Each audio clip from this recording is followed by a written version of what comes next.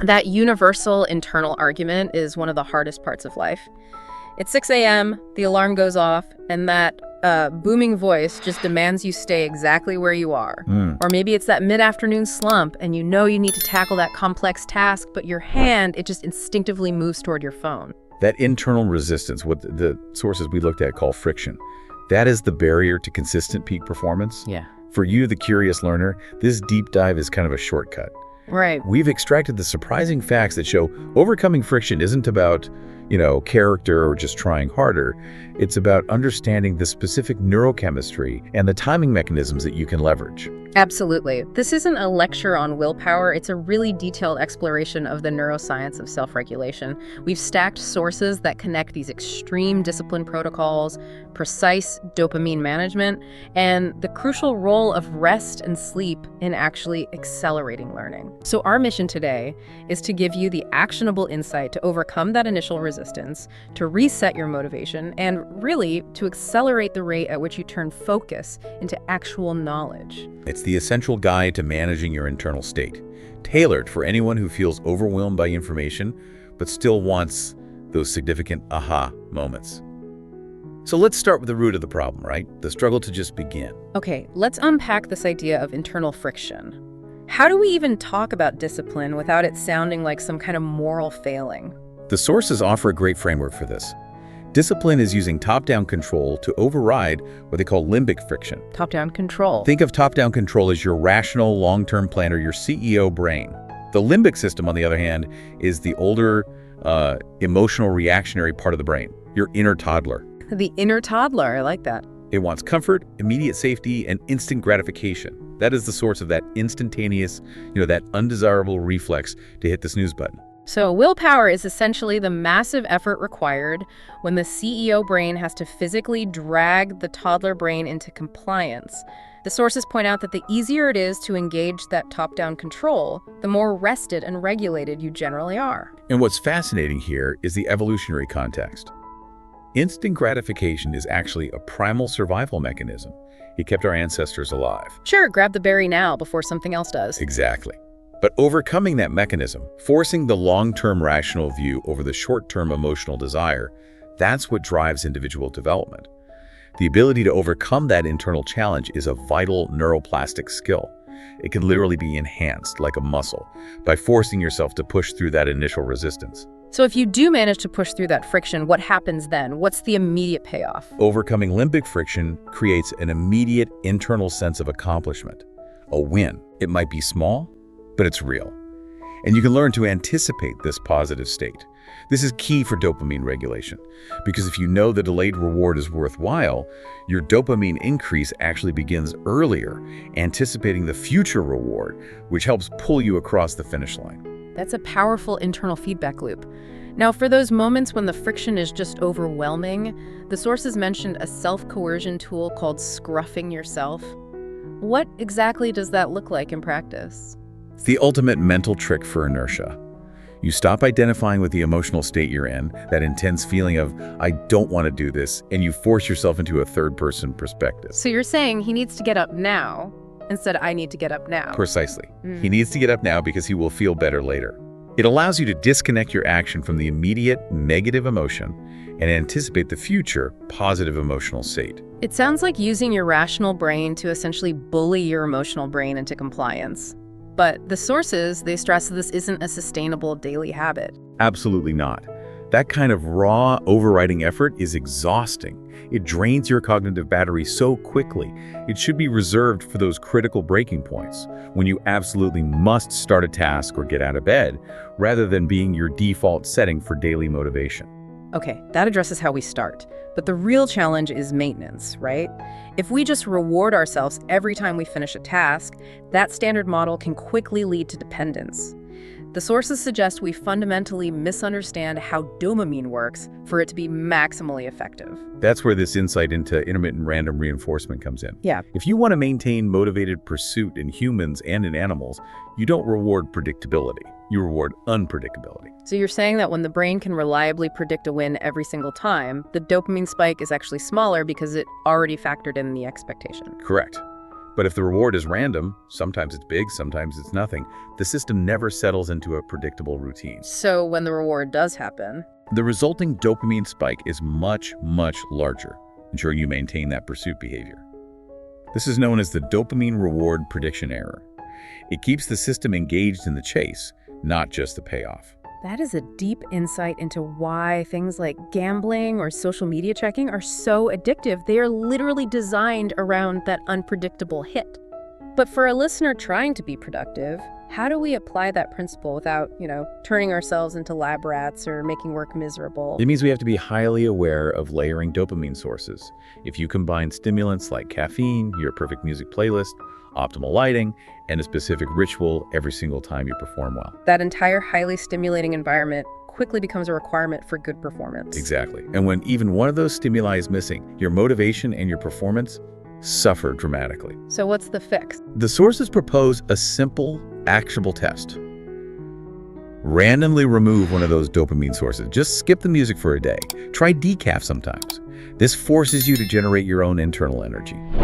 And when you eventually reintroduce that stimulus, you get a genuinely enhanced performance boost because you've broken that prediction error that says, I only perform when the stars align. If we connect this to the bigger picture, this must be why constant, highly intense triggers can be so damaging to our baseline functioning. Precisely.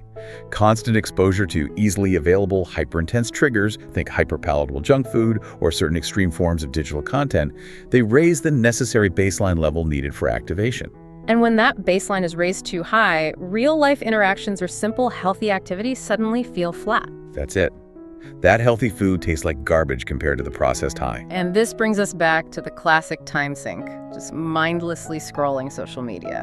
When people are compulsively scrolling, they often aren't looking for a large dopamine peak anymore. They're fighting just to reach a normal or neutral baseline function. It means the whole system is tapped out. So they're just trying to stay afloat, not reach a new peak. That pattern of fighting for baseline is the very definition of compulsive use. Okay, let's shift gears now from motivation to intelligence. We've established how to start and how to maintain the drive. Now, how do we turn that focus and sustained energy into actual retained knowledge? Well, learning is a two-stage process, and we almost always ignore the second crucial part. Stage 1 is the trigger phase. That's the active engagement and intense focus. Right. Focus triggers neuroplasticity by releasing dopamine, norepinephrine, and crucially, acetylcholine. Acetylcholine. Acetylcholine acts like a cognitive highlighter. It says, hey, nervous system, pay attention to these specific neural connections right now. They're important, and they're marked for potential change. But those connections are just flagged, right? They haven't actually changed yet. So stage 2, the rewiring phase, happens when the system shuts down. Correct. The actual restructuring of the nervous system happens during states of deep rest or sleep-like states, specifically deep sleep, but also through protocols like NSDR or non-sleep deep rest. And those are things like guided meditation or body scans. Yes, structured conscious rest protocols. And the key application here is timing. Taking a 20-minute nap or engaging in NSDR within 4 hours of focused learning significantly solidifies the information. I find it fascinating that the sources emphasize that learning involves friction and stress, but that stress must be followed by relaxation to actually solidify the knowledge. That's the dynamic control. It is a seesaw, and we can actually hack the timing of that seesaw to maximize learning speed using what's called the gap learning effect. Okay, tell us about the gap learning effect. It sounds totally counterintuitive to stop focusing when you are highly engaged. To maximize learning, you insert these short, random 10-second pauses every couple of minutes during intense focus bouts, maybe 30 gaps in an hour. And why would you do that? Neuroimaging reveals that during those brief 10-second rests, the neurons that were just active replay the learned information incredibly fast at 10 to 20 times speed. Whoa. So you're essentially getting hundreds of extra repetitions in those short gaps, unconsciously accelerating the transfer of information. Exactly.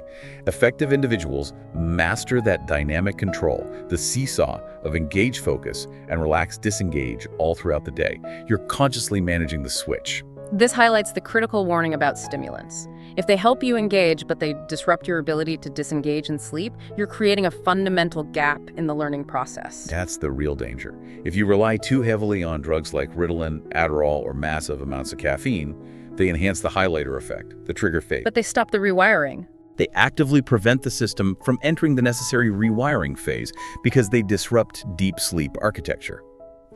You end up creating a pattern where you are very good at doing the work, but potentially very bad at actually learning or internalizing the material long term. That's a serious trade-off. Let's connect this back to segment 1.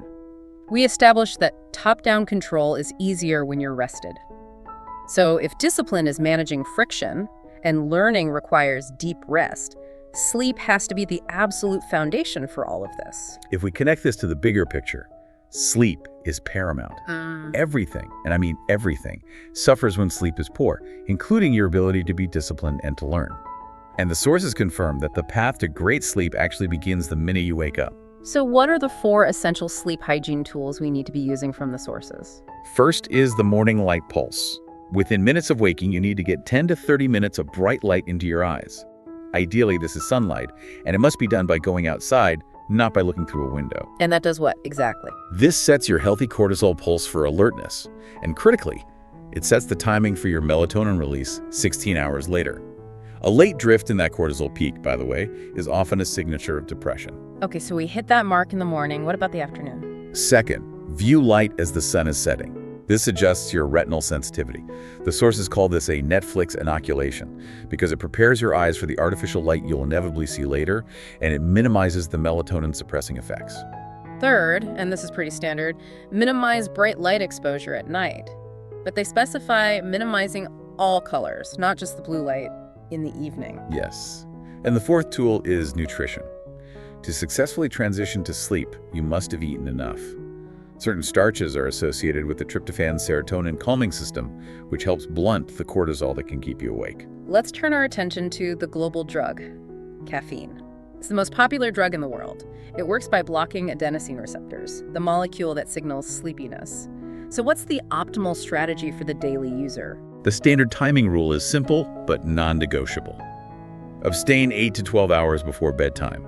You might fall asleep fine, but your essential sleep architecture, your REM and flow wave cycles, will be significantly disrupted. And the sources clarified that 90% of users are taking caffeine just to reach their normal baseline functioning, not for actual cognitive enhancement. That's right.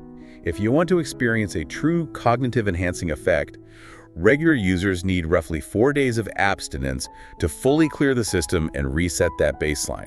For those trying to manage the inevitable afternoon crash, there's a specific timing hack to use every morning. To avoid that mid-afternoon energy slump, delay your first intake until 90 to 120 minutes after you wake up. Give your body's natural cortisol pulse time to do its job first. And if you don't? If you ingest caffeine immediately, you prematurely blunt that natural energy source, which just guarantees a sharper subsequent crash. Finally, for the listener who is struggling with chronic overuse, anxiety, or poor sleep linked to caffeine, what's the tapering protocol? You taper off by cutting your current intake in half for 3 to 4 days. Then, take 2 full days off completely. The withdrawal is unpleasant, but it's necessary. Then you return indefinitely to that 50% dose. And for a boost, If you want a real boost, occasionally double that baseline dose, but you must manage the inevitable crash the next day with morning sunlight, movement, or rest, and immediately return to the lower sustainable baseline. So what does this all mean for you? We've covered a massive territory here. Discipline is managing friction by engaging your CEO brain. Motivation is managing dopamine with calculated random rewards. Learning is mastering that seesaw between intense focus and deep rest. It's all beautifully interconnected. Indeed. And since the critical ability to override limbic friction is a neuroplastic skill that's enhanced by being rested, and since drugs and stimulants can help us do but often fail to help us learn by disrupting essential rest phase, this raises a really important question. How often are you confusing the necessary mental stress and exhaustion that comes from genuine learning and growth with simple biological fatigue caused by neglecting your sleep architecture? What crucial knowledge, what deep lasting insight are you failing to internalize because you are skipping that NSDR or deep sleep phase? It might be the most valuable form of self-regulation there is. We encourage you to try experimenting with just one of these habits this week. Delay that caffeine, or make the effort to step outside for 15 minutes right after waking, and just observe the immediate effect it has on your internal friction level. You might find discipline becomes surprisingly easy when you support your underlying neurochemistry.